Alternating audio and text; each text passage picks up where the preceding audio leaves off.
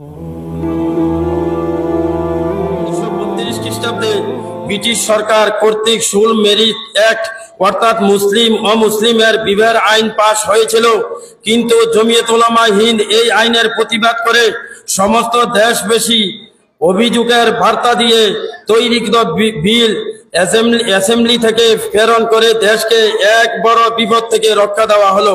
1935 খ্রিস্টাব্দে হুকুমতে হিন্দের যে সংবিধান তৈরি হয়েছিল, এর মধ্যে মুসলমানদের ধর্মীয় এবং কওমি সমস্যার সমাধান ব্যাপারে জমিয়ত উলামা হিন্দ সংবিধান প্রণয়নকারীদের নিকট এক ফর্মুলা পাঠালেন, যাহা 1931 খ্রিস্টাব্দে 31 আগস্টে তৈরি করা হয়েছিল এবং ইহা মদনী ফর্মুলা নামে প্রসিদ্ধ ছিল। যদি এই ফর্মুলা অনুযায়ী সংবিধান তৈরি করা হতো, তাহলে মুসলমানদের অনেক সমস্যার সমাধান হয়ে যেত এবং দেশও ভাগ হতো না। 57 নম্বর 1937 থেকে 1937 খ্রিস্টাব্দে জমিয়ত উলামা হিন্দ মাওলানা কিফায়াতুল্লাহ রহমতুল্লাহ আলাইহির পৃষ্ঠপোষকতায় সীমান্ত প্রদেশের অ্যাসেম্বলি থেকে শরীয়ত বিল পেশ করে কার্যকারী করালেন, তারপর কেন্দ্রীয় অ্যাসেম্বলির মধ্যে পেশ করলেন, কিন্তু মোহাম্মদ আলী জিন্নার জিদ স্বরূপ এক ধারা বৃদ্ধি করায় সম্পূর্ণ কানুন বেকার হয়ে গেল। 58 নম্বর 1939 খ্রিস্টাব্দে ভারতবাসীকে দ্বিতীয় মহাযুদ্ধ বর্জনের আহ্বান জানানোর অপরাধে মাওলানা সৈয়দ হুসাইন আহমদ মদনী রহমতুল্লাহ আলাইকে করাচিতে কারাদণ্ডে দণ্ডিত করা হলো। 1940 খ্রিস্টাব্দে মাওলানা সৈয়দ মোহাম্মদ মিয়া রহমতুল্লাহ আলাই সাহেবের লিখিত উলামায়ে হিন্দ কা শানদার মাঝি নামক কিতাবটি বাজেয়াপ্ত করা হলো, যার মধ্যে ইংরেজের বিরুদ্ধে অনেক কথা ছিল এবং স্বাধীনতা আন্দোলনের জন্য উৎসাহ দেওয়া হয়েছিল। এই জন্য লেখককে গ্রেফতার করে জেলে পাঠানো হয়। 60 নম্বর 1942 খ্রিস্টাব্দে 15 আগস্ট জমিয়ত উলামা হিন্দের ওয়ার্কিং কমিটির নির্ভরযোগ্য 4 জন সদস্য মাওলানা কিফায়াতুল্লাহ রহমতুল্লাহ আলাইহি, মাওলানা হিফজুর রহমান রহমতুল্লাহ আলাইহি, মাওলানা আহমদ শহীদ রহমতুল্লাহ আলাইহি, মাওলানা আব্দুল হালিম সিদ্দিকী রহমতুল্লাহ আলাইহি সকলের দস্তখত দ্বারা এক বয়ান পত্রিকায় প্রকাশ করলেন যে ইংরেজ তুমি ভারত ছাড়ো, ইংরেজ তুমি ভারত ছাড়ো। তারপর 1942 খ্রিস্টাব্দের 18 আগস্ট কংগ্রেসের এক সভায় কুইট ইন্ডিয়ার প্রস্তাব পাশ হলো, যার শাস্তি স্বরূপ কংগ্রেসের মতো জমিয়ত উলামার কর্মীবৃন্দকে গ্রেফতার করা হলো। এদের মধ্যে মাওলানা আবুল কালাম আজাদ রহমতুল্লাহ আলাইহি, মাওলানা হিফজুর রহমান রহমতুল্লাহ আলাইহি, মাওলানা মোহাম্মদ মিয়া রহমতুল্লাহ আলাইহি, মাওলানা নুরউদ্দিন বিহারী রহমতুল্লাহ আলাইহি প্রমুখরা উল্লেখযোগ্য ছিলেন।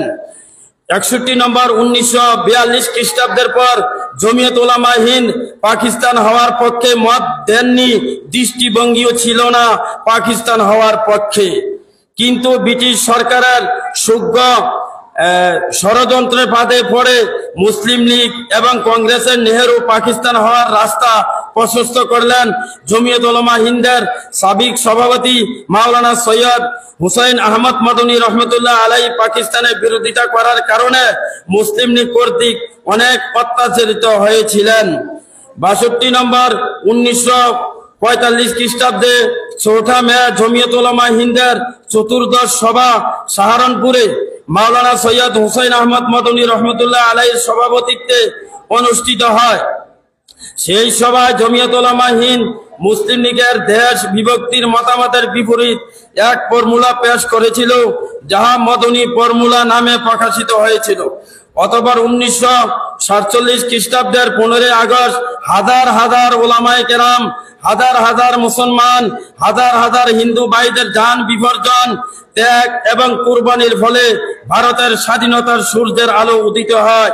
তাই বলা হয় ভারতের স্বাধীনতা অর্জনে জমিয়ত উলামা হিন্দের সংগ্রাম, খেদমত এবং অবদান কোনো পার্টি বা দলের চেয়ে মুঠোই কম ছিল না।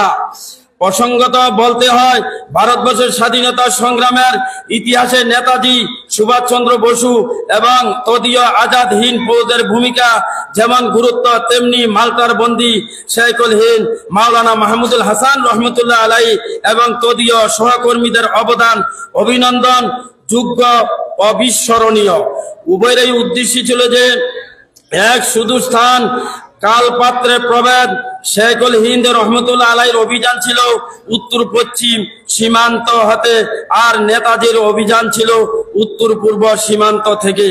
শেখুল হিন্দ রহমতুল্লাহ আলাইহি আফগান এবং তুরস্ক সরকারের সাহায্য এবং সমর্থন লাভ করেছিলেন এবং নেতাজি সুভাষচন্দ্র বসু জাপান ও জার্মান সরকারের সাহায্য ও সহানুভূতি পেয়েছিলেন। উভয় ভারতের বাইরে গিয়েছিলেন একই উদ্দেশ্যে। শেখুল হিন্দের সহকর্মীরা সর্বপ্রথম অন্তর্বর্তী জাতীয় সরকার প্রতিষ্ঠা করেছিলেন ভারতের বাইরে এবং নেতাজি আজাদ হিন্দ ফৌজ গঠন করেছিলেন দেশের ভিতরে। উভয়ের উদ্দেশ্য ছিল সাম্প্রদায়িকতার দুষ্ট বীজ এবং সংকীর্ণতা মুক্ত ভারত গঠন।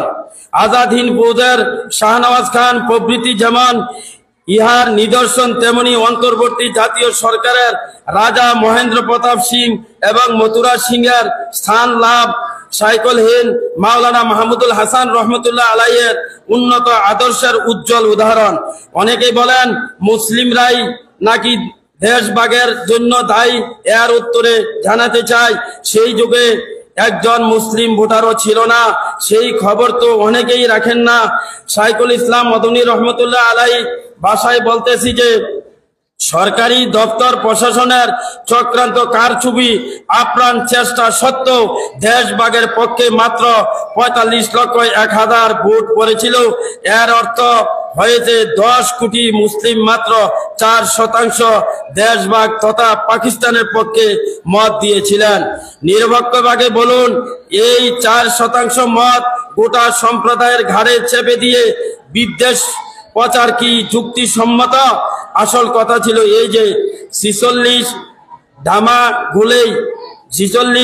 গুলেই মিস্টার ওয়েলস অন্তর্বর্তী সরকার গঠনের উদ্যোগ নিলেন।